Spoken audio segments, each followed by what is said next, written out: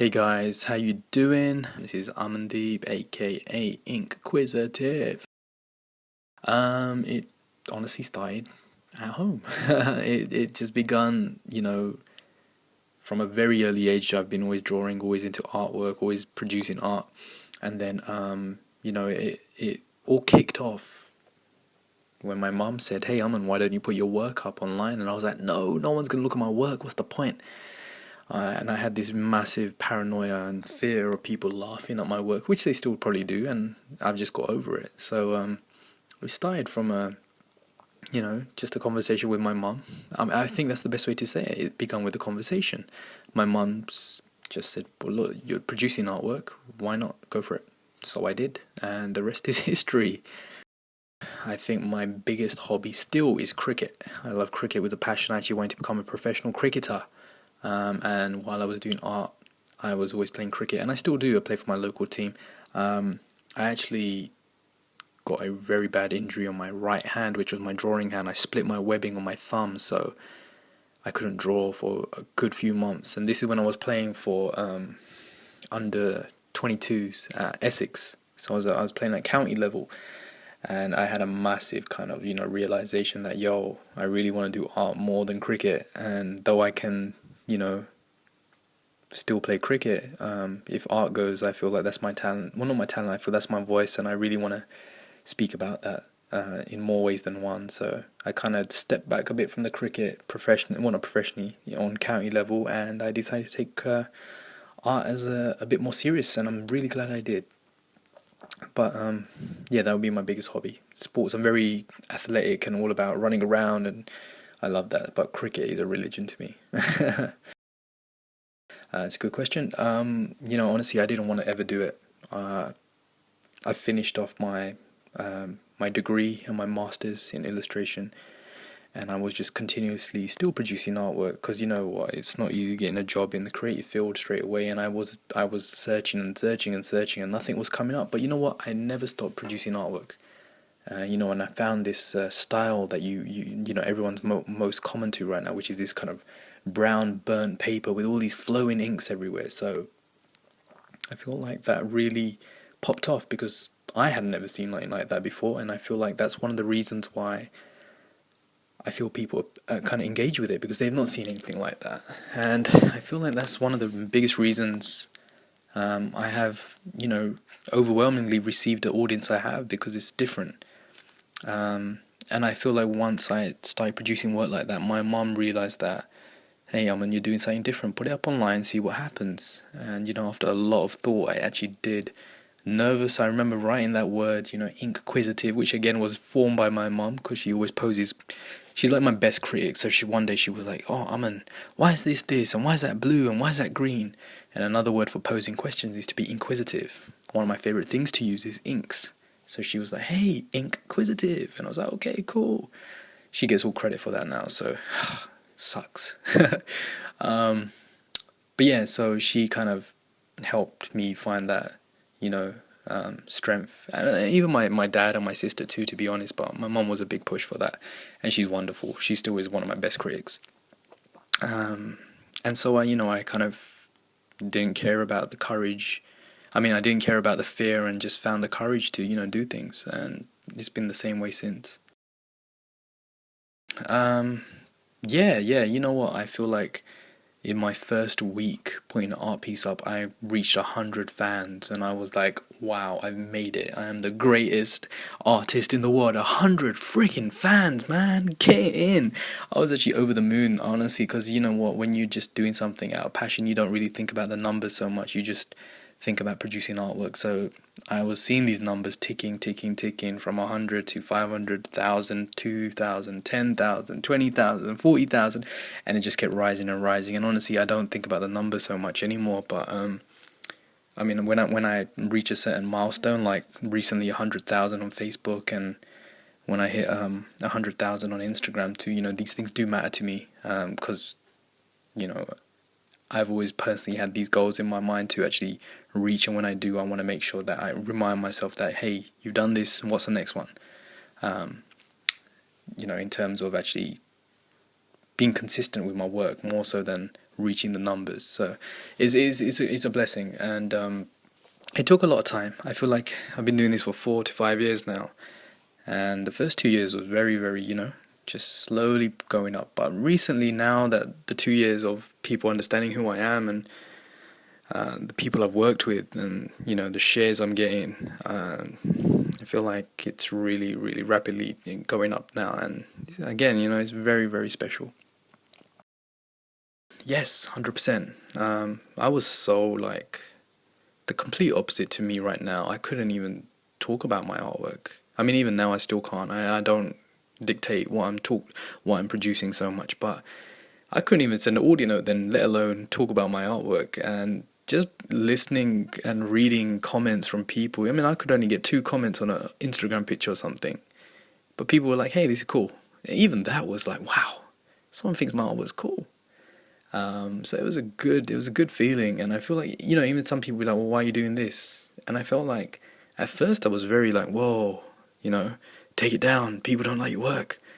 But I didn't receive so much of that. It was just me actually understanding that you got to keep a balance. If you're going to be open to the good comments, you got to be open to the ones that aren't as positive. So I kind of mixed them both together and found a way to kind of see what I can make of both of them. I like people to give me feedback, which allows me to question what I'm doing rather than, "Hey, this is rubbish, I don't like this." More so, "Hey, Ink, have you tried doing this?" I love that. So it has been overwhelming. I mean, even now, I don't feel like at any stage I've become what I want to be. I'm not at a final stage of anything. So even now, just seeing a like from someone is still overwhelming. Seeing a comment is still overwhelming. Seeing the numbers going up is still a massive, overwhelming experience.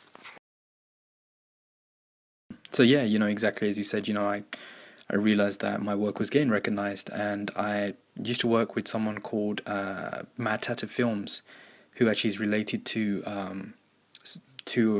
people who actually are curators in Toronto, who go by the name of the Glass Museum. And I feel like they both heavily changed my world for the better. They put on my first ever show in Toronto, and it was a massive experience for me because I've never done anything like this before. This is me going in blindly, not knowing if people are going to turn up to this event.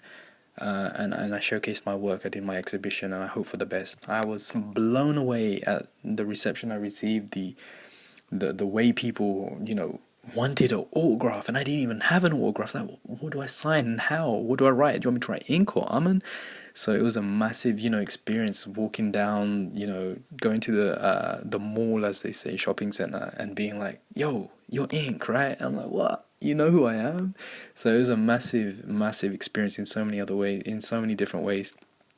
So yeah, I decided I wanted to do a tour because I wanted to consider this a profession now and not just be this artist that releases work now and then. And I feel like at that time, especially, which was 2012, I believe, no, 2013 or 2012, I wanted to make sure that I actually considered this a profession. And I wanted to allow people to understand and see my artwork a bit more personal, up and close. And I haven't done it in the UK yet, but that's happening at the end of this year. So I wanted to go international first, which has been a good thing I've done. So it kind of made a bit more waves, and it's exciting. It's all exciting. The tours have been amazing. I've toured in Toronto in 2012, and then 2013 I had a sold out tour, which was in Toronto, New York, Vancouver, and Sacramento, California. And then I went to Australia in the beginning of this year, which was incredible. I'm going Kenya in August, and I'm going to California in November. That's to be confirmed. And then early 2016, I'm planning to do the whole of the Asia tour, which will hopefully be, actually I can't say too much, so I'll just leave it there. But touring is a very big thing for me, and December obviously is going to be UK, so it's just incredible, man. Again, coming back to that word, overwhelming. That's what it is. When I went to Australia, I had two main exhibitions, and each one was sold out.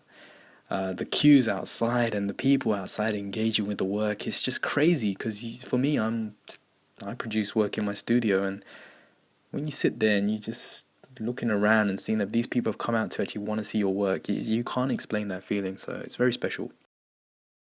So, Pops and Raj are wonderful people. They're actually, I feel like they're massive, massive. What's the word? What's the word I'm looking for? They're massive catalysts to why I have become what I have. I feel like they put a lot of faith into me early on. They believe in being different. Tiger Star's name alone and the music they produce is always doing things different. And I felt they saw that with me. And I'm a big believer in daring to be different. That's one of my taglines anyway. And I feel like, they came out with this track. They had this album coming out, Digibang, and, it's going to be like Digital Bhangra. Like, what? Digital Bhangra? And I feel like they wanted to bring on someone that was doing things different too, and things that were, not common to the eye or common, not seen before. And I felt like I was just starting up then. And they saw that, this guy's doing some colourful work. Let's try seeing if we can collaborate. And you know what? It happened, and I'm so glad it happened. They're wonderful, wonderful people. I'm a massive Tiger Star fan. I always will be, and I have so much love for those boys who, put so much faith in my work. And it's just an amazing collaboration, which can still be seen on YouTube. Inkquisitive. So amazing, wonderful, wonderful experience. It's different because I'm inspired by music when I produce my artwork, and I feel like music has a certain power to dictate and direct your hand in a certain way, emotionally and physically. I feel like it has a certain element inside it which allows you to, produce what you do. Whether it's if you pick up a blue or a red, that could be down to the music you're listening to. So when I'm, listening to music by certain superstars or people that I've worked with, it's just different. It's exciting because I feel like I don't know what I'm going to produce sometimes, and I love that essence of being spontaneous. So it's a challenge because I hadn't done things like that before, but I like it at the same time because I don't like to know what I'm going to produce till I do. I feel like it's not only a gift for everyone else, it's a gift for myself. So it's just a very spontaneous and refreshing feeling. So a very good question. It does, in the sense of I'm not used to doing the whole interacting with my audience. I'm never considered myself to be that person that interacts with, and I don't like the word fans, but audience I like to say. But I realize now it's very crucial for me to actually let people know I'm thankful to have them there. One of the reasons I'm doing these interviews is the same thing. You did not need to approach this. You have no need to say, hey, Ink, we would love to feature you. You don't need to do that. But the reason I'm giving my time is because I see that and I understand that and I realize that this is your time you've kindly put forward and I should give the same back. So I realize that the demanding part is doing the work, doing commissions, working with organizations, working with clients, doing private commissions like wedding commissions or portraits, and then also doing my illustrations weekly.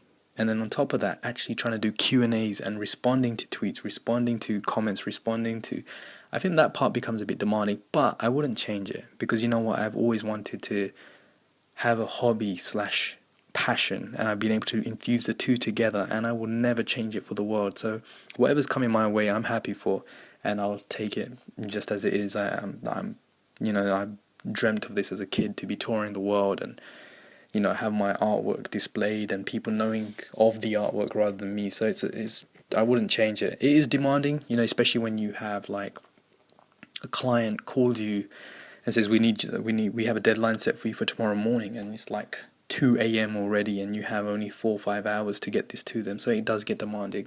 I could be working on a magazine cover design for someone in Belgium, and they could want it in 3 hours, and I have to say, can I do it or can I not? Yeah, I can. It means I have to cancel my cricket practice, but I can do it. So yeah, it gets a bit demanding. Ooh, that's a very, very good question. So I'm a big fan of Dr. Zeus, and a massive shout out to him. I think he's awesome. I've only recently connected with him. I think he's always been phenomenal, even from early days listening to him. So anything from Zeus, man, I think Zeus is awesome. Jazz Dami as well, massive shout out to him. He's awesome. I feel like he's genuinely so passionate about what he does. He is just about his passion for music, and you can hear that in his songs and what he's always talking about. I feel like that's incredible. Um, and I know they got something coming up too, so I'm really excited about that. But you know what? In terms of Bhangra, man, I feel like I'm so old school. I don't listen to as much Bhangra as I used to. But if I could go, man, and listen to Bhangra, I usually find myself listening to the classics like B21, Tiger Style. Digibang still is the album for me too, man. Digibang is a massive, massive album. And I know you mentioned Current, but there's so many, man. I wouldn't want to just, pick a few, but those are kind of ones I can think of right now. I think B21, um, Dilutia. I think that is my one. Um, Yeah, yeah, yeah. I think that's the one. That's been a massive song for me. And B21 back in the day for me were huge. I mean, even now they're coming back and it's great. Um, but I remember hearing Jesse Sidhu and hearing the sounds of the boys, three of them, amazing, wonderful. I think that's my tune, man. It's a very hard question. I get asked this very often. I always have to change it because it's just depending on how I feel, man. Honestly, like sometimes I can feel a certain way about a piece and be like, whoa, I really like this piece. And then other days I wake up and the sun's shining on it a certain way and I don't like it. But I think one that I haven't gone sick of at the moment is a piece, two pieces. One is called King of the Fall by The Weeknd, and the other one's called King Without a Crown. That's more of a religious one. Both those pieces actually took a lot of courage for me to do because when I'm starting a new style, I always take a bit more courage to produce something, and especially if you're doing something religious, it takes a lot of, you got to be careful. You don't want to disrespect anything, and at the same time, you want to put your message across as true as you can. So I took a lot of time with those two pieces. The Weekend not being the religious piece, obviously, that was just a bit more having fun and actually being a bit more spontaneous. But I like the way that's come out. I love the negative space used in that. I love the way the colors are flown in that. I feel like everything uh, worked out very well with that piece, and it's very spontaneous. And again, I never know what piece is gonna look like until it's done. That's one of the pieces I feel like just worked out very nice. So yeah, whatever you're doing, make sure you're consistent about it.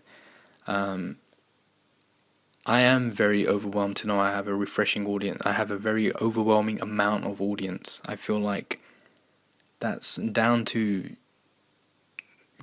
people engaging with me, but it's also down to me being consistent with my work. Consistency is key. I could stop. I could have stopped a long time ago, but I kept going because I believe in myself. I believe in my passion. So whatever you have a desire for or a passion for, just be consistent about it. Even if people don't connect with my artwork, I don't stop. I keep going. There's sometimes I produce something where people don't like it. There's sometimes times I produce something I like that they don't, or they like and I don't. And I'm like, well, that's like one of my worst pieces. Why would you like that? But that doesn't mean I stop. I could read a comment which isn't as positive, or I could read a comment which is very negative or very positive, but that doesn't mean I stop. I'm still consistent with my work, and I feel like I'm allowing myself to do the things I've always wanted to do because I'm consistent about it. I also believe daring to be different, especially as a creative, is key. There's no point in producing something that's already been done. Do something that's not been done, something that's going to allow people to pick up something and be like, whoa, I've not seen this before.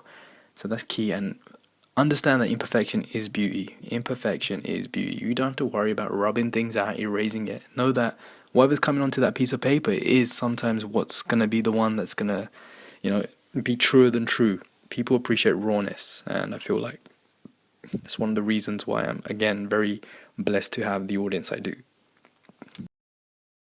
I can't say too much. I gotta keep you guys inquisitive, don't I? I can share this. I can share that I'm planning to do my first ever UK tour end of the year. London and Birmingham. I'm still trying to see if I can add any more to that, but London is for sure. Birmingham is for sure as well. And I'm really excited about that. So yeah, let's see how that goes. That's going to be wonderful, and I'm sure people will understand about that a bit more. Thank you very much for allowing me to feature on the Bhangra Zone. I do appreciate that. That means a lot to me. And like I said, man, it's a blessing to have support such as yourself. So keep doing your thing, man, and hopefully we'll meet soon. Thank you.